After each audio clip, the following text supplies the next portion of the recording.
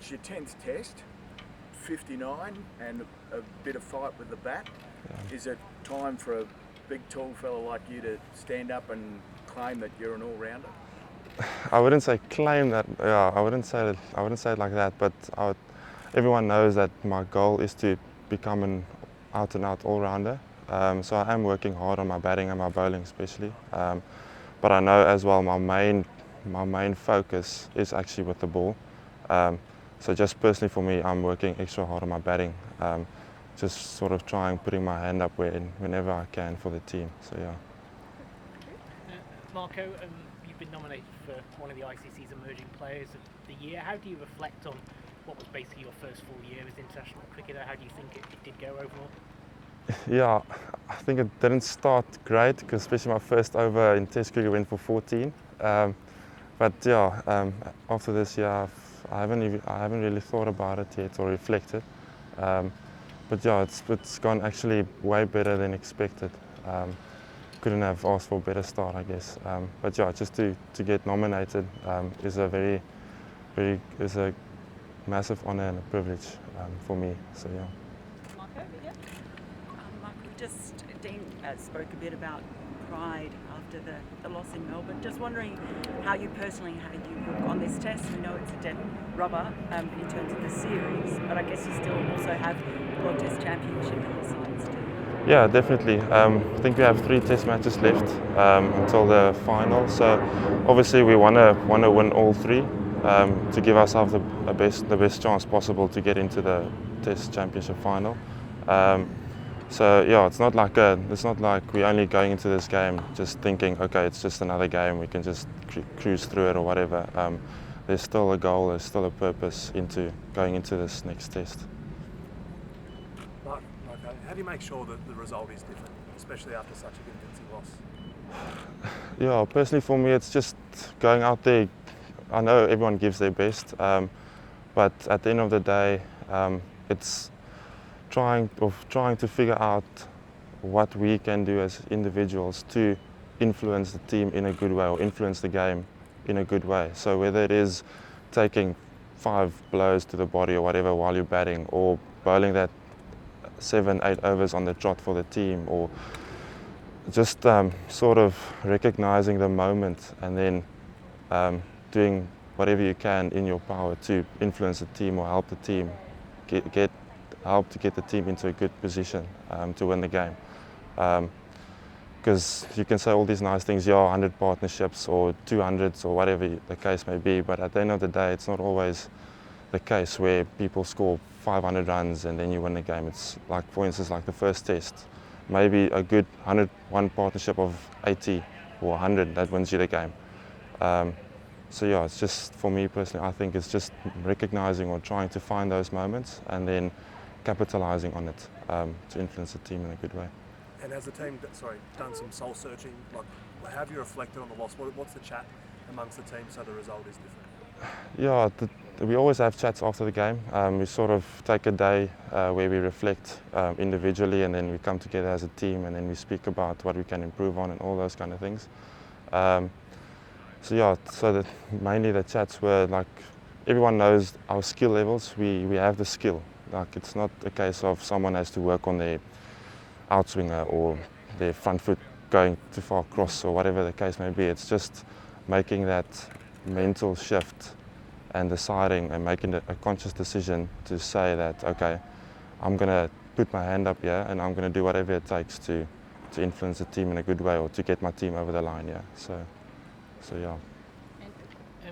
You had a pretty engrossing battle with Steve Smith for a period there during the Melbourne Test match. Did you feel you were causing him problems? And is that, when you're taking on one of the best batters in the world, is that something that really sort of gets you going out there in the middle?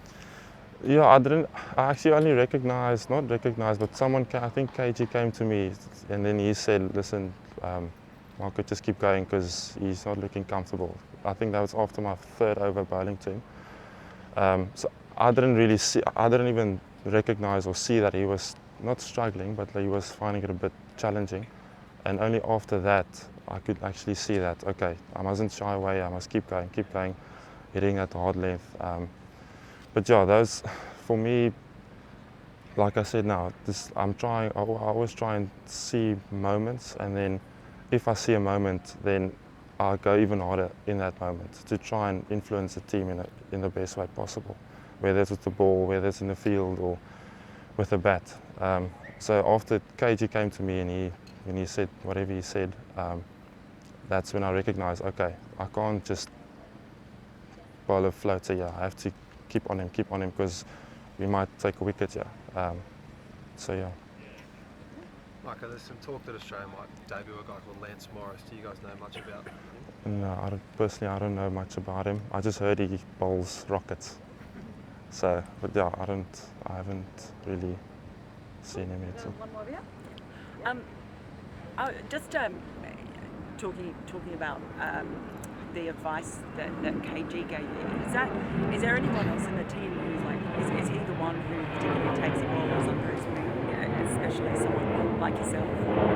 All the bowlers, like all five of us, or Lungi, Anna and Kesh as well. Just at that moment, KG was standing at mid-on or mid-off, I think.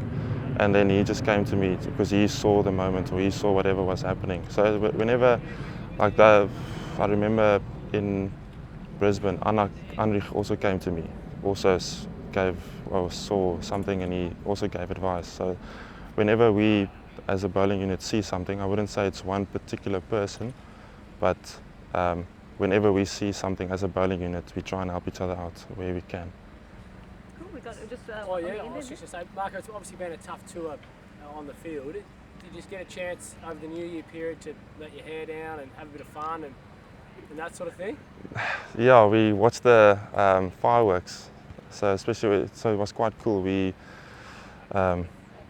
myself and a few guys waited till New Year's, and we watched the fireworks going off from the bridge and all those kind of stuff, which was quite cool. Otherwise, just been relaxing in the room, trying to clear our heads, I would say, or I try to clear my head, just to prepare myself for the next test. So, we spoke about Lance Morris just before. So he bowls 150. He's known as the wild thing. Do you embrace the challenge? We heard Dave Warner speak about facing Nokia, and he really relished that in Melbourne. But would you say bring it on as South African team? We really don't have a choice, do we? But yeah, like I said, it's making that mental, not switch, but it's making that conscious decision. Whether, because facing 150, I can imagine it's not nice. So, and everyone knows it's not nice. So it's not about, okay, this guy bowls 150. How am I going to get through this? It's trying to take that, not negative energy, but taking that difficult situation, I would say, and turning it into a positive. And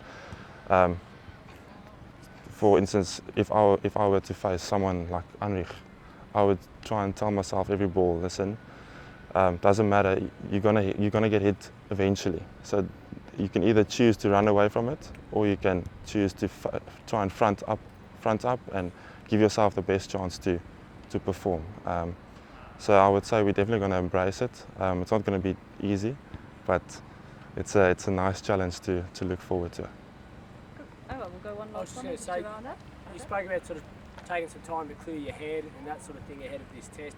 Has it been a really tough tour? I mean, obviously you're young in your career, but has this been sort of one of the tougher tours of your career?